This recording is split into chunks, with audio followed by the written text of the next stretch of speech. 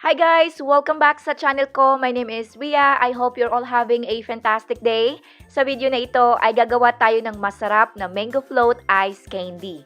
Alright, mag-umpisa tayo sa mga sangkap. Kailangan natin ng tubig, evaporated milk,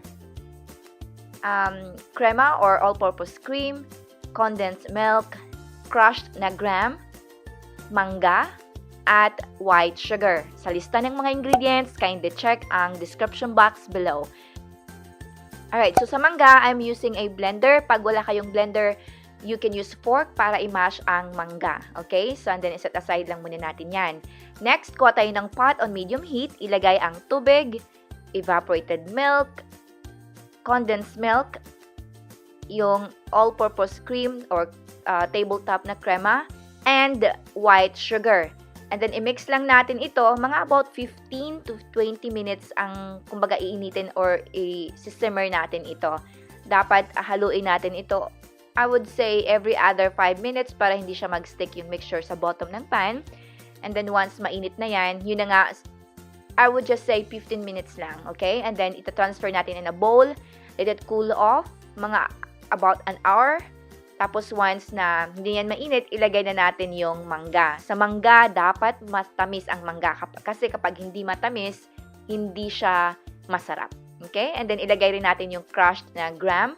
And then haluin lang natin ito. Once thoroughly mix na yan, kukuha lang tayo ng ice candy wrapper, funnel, or embodo kung meron kayo. Pero wala akong funnel, so ang ginagamit ko ay ito. So, kasya naman yan sa ice candy wrapper. Yan. Sa opening ng ice candy wrapper. So, I'm using it kasi wala akong embodo. Okay? So, yun na nga. Ita-transfer lang natin ang ice candy mixture sa ice candy wrapper. Katulad ng ginagawa ko dito. And then, sa pagtali, dapat iti-twist muna natin yan. Dapat talaga mahigpit ang pagkatali nito. Importante yan. So, babalik ako doon sa kung bakit ko iniinit itong mixture na ito. Kasi ito yung trick para hindi magiging icy ang ice candy. Ang ice candy naman ay hindi siya like, para sa akin ha, ang ice candy ay hindi siya like ice cream na consistency na super soft. Pero, to avoid na hindi siya like icy na ice candy, iniinit ko muna ang mixture para, kumbaga like creamy siya at hindi siya parang ice na. Okay? So, yun. So, tataliin lang natin yan ng mahigpit and then i-repeat ang process. And once tapos na yan, then lagyan natin sa fridge.